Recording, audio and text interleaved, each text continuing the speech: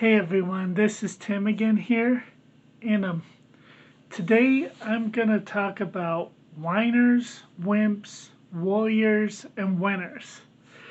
The reason why is because everyone knows at least one person who is each of these, and honestly, nobody likes a whiner. Everyone loves a warrior. Everybody also loves a winner. And there's not really anything anybody can do with a wimp. But I'm going to go through the Bible and just kind of show you some examples of these and just kind of things I've noticed about them. Well, first off, there is no bigger whiners in history than the children of Israel, honestly.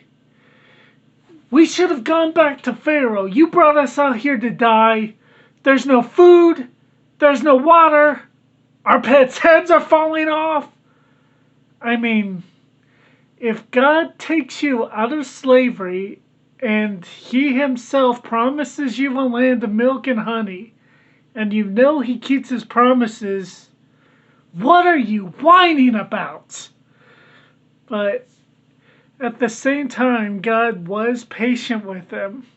And to this day, they even have their own land. Israel doesn't, even though they didn't exactly take care of it, and people are still fighting them over it.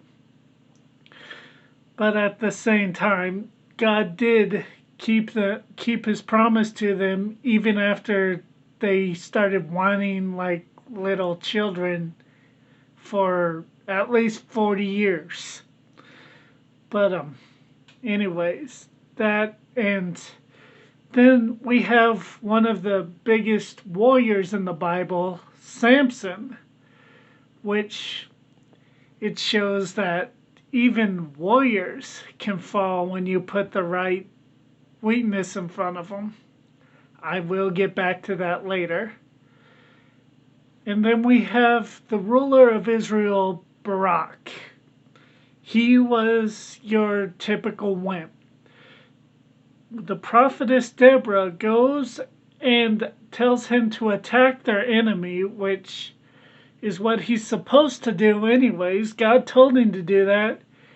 And the leader of the country goes, "Well, I'll go if you go with me." What do you mean? She's telling you to do your job, wimp. And as you know, not much is mentioned of Barak after that book, pretty much.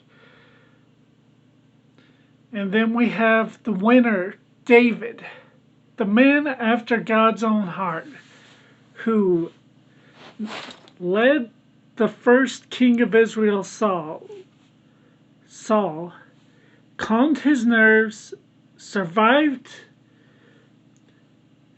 Saul trying to kill David, even survived chasing him around for nearly a decade, becomes king, and then leads Israel back to God.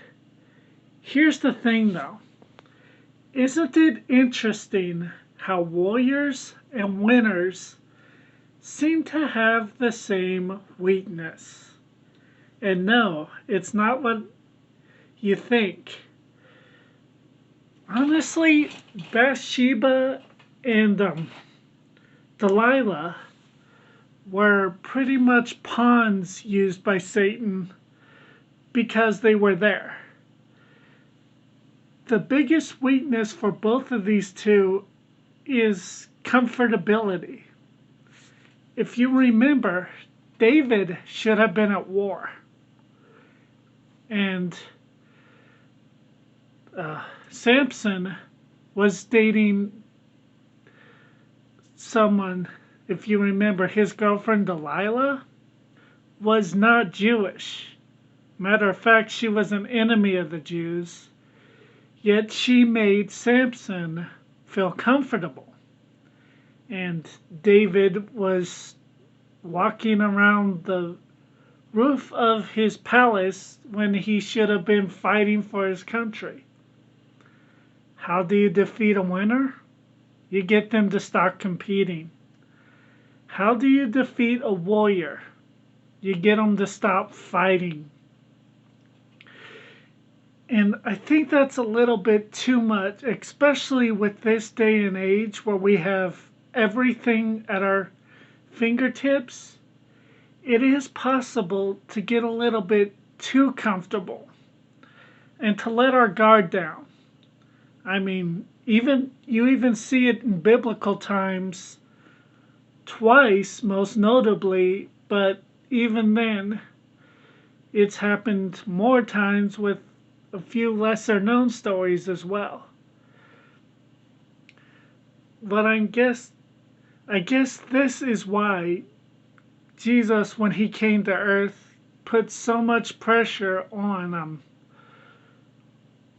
running the race. Even Paul, his final words were, "I have fought a good fight, I have kept the faith, and I have run the race."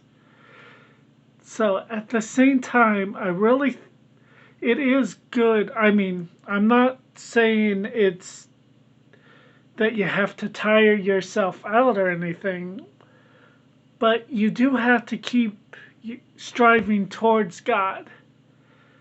And you have to keep fighting for God and keeping your eyes on Jesus. This is why I see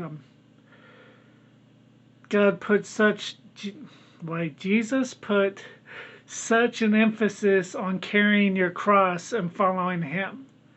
It's because it's okay to rest, but it's not okay to become stagnant, if that makes sense. This is just another thought for another day from Tim. See you guys later. Bye.